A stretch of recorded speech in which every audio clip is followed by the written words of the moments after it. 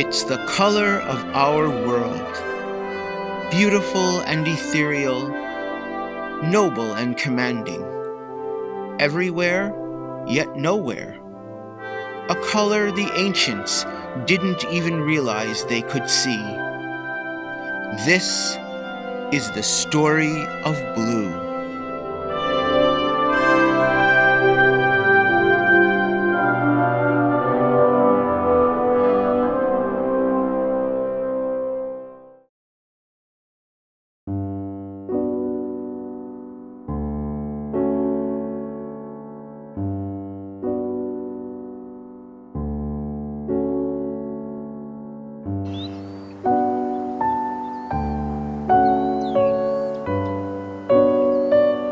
Blue is easy to find in the sky, the oceans, in the stars.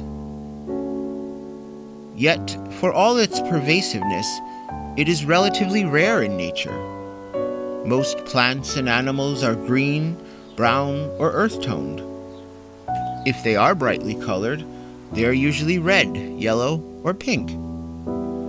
There are very few naturally occurring objects that are colored blue. The sky looks blue to us, yet that is a mirage, a trick of the sunlight being scattered in the atmosphere. The ocean looks blue from a distance, but when you scoop a bucket of water from it, it is perfectly clear and colorless.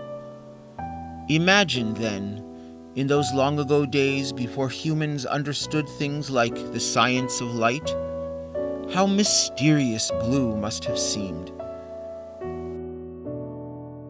A leaf from a tree was just as green in your hand as it was from afar, yet the blue of the ocean disappeared up close. Thus it was that blue took on the mantle of mysticism, and it is no wonder in the generations to follow that it would become the color of heaven.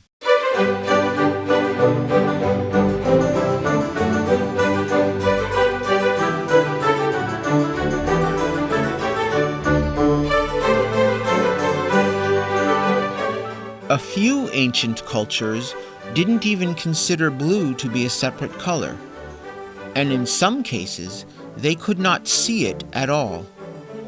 Or rather, they didn't perceive it as a color the same way we do. They had no words for it in their language, and labeling something can aid our brains in defining it and thus really perceiving it fully.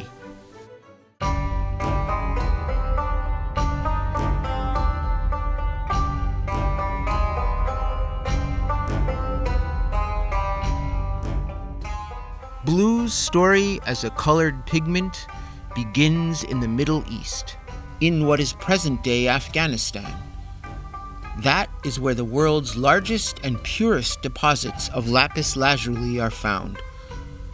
Lapis Lazuli is a semi-precious stone that is deep blue in color. Prized by the ancient Egyptians, Romans, and later the artists of Western Europe, Lapis Lazuli was once more precious than gold.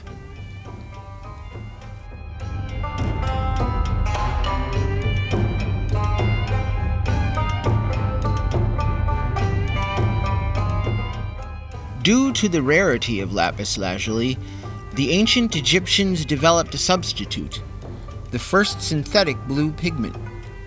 This Egyptian blue, as it came to be called, was a form of calcium copper silicate, but the exact recipe for producing it was lost centuries ago.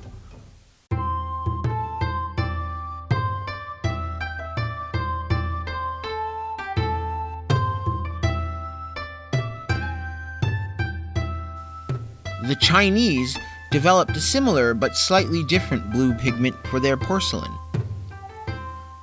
This was later followed by smalt, an impure form of cobalt blue that could also be used on ceramics. The ancient Egyptians held the color blue in high esteem, and it came to be associated with the deities and pharaohs. Even in European cultures, Blue would continue through the ages to be the color of God. By adding varying amounts of smalt to stained-glass windows, builders of the great Gothic cathedrals gave us the exquisite blue for which they are so famous.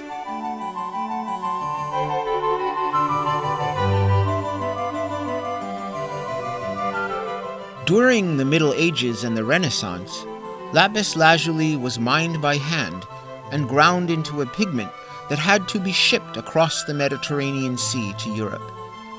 This color became known as ultramarine, which means from beyond the sea. The process of grinding and refining the pigment is long and labor-intensive. So expensive and prized was the deep blue pigment that the cost of the blue color would be itemized separately in commission invoices of the day. No artist could afford it without an extra generous donation from their wealthy patron. Used sparingly, it was usually reserved for only the most important figures in a painting, namely Christ, the Madonna and Child, or sometimes a blue background to represent heaven.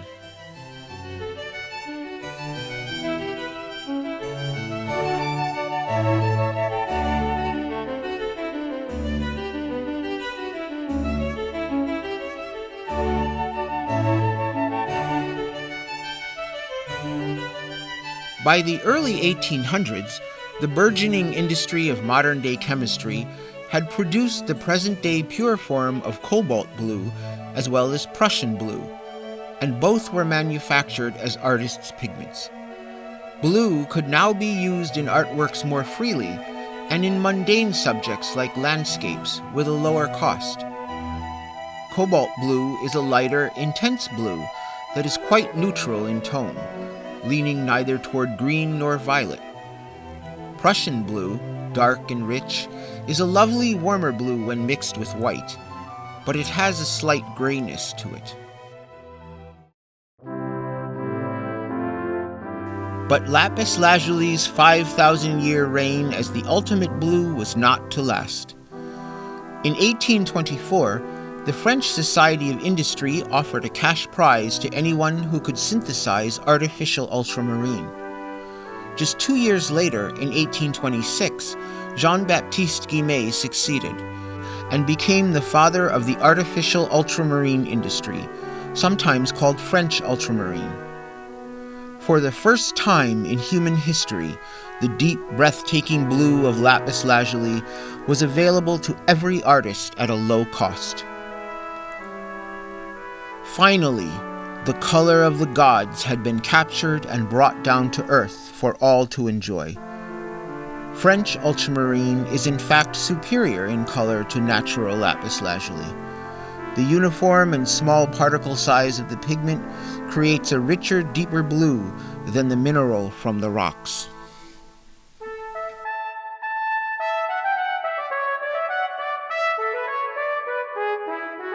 With the dawn of the 20th century and modern industrial chemical labs, the world of pigments available to artists exploded from a few dozen to hundreds. And blue would be along for the ride. In the mid-1930s, the first Cyanine blue pigment was developed. More often called simply Phthalo Blue, it is one of the modern organic synthetic pigments, the hallmark of which is deeply saturated color, with the ability to maintain that saturation when mixed with white. Mineral pigments, such as cobalt blue, tend to dull down a little bit when white is added. A beautiful, rich, deep blue that leans toward green, Phthalo Blue added yet another sparkling color to the artist's array of blues. French ultramarine would again gain some notoriety in the 1950s due to one man's obsession with the color. Yves Klein was a French artist who wanted to express his love for the purest form of blue he could create. Known as International Klein Blue, it was a special formulation of ultramarine that allowed the color to retain its purity on canvas, more so than with regular oil and acrylic paints. Kline's exhibitions, which included several uniform blue canvases of his signature color, became an international success. Although Kline died at the young age of 34, he left a lasting impression on the art community. We will never look at blue the same way, and his influence has impacted our culture of today. In fact, Blue Man Group uses International Kline Blue for their body paint.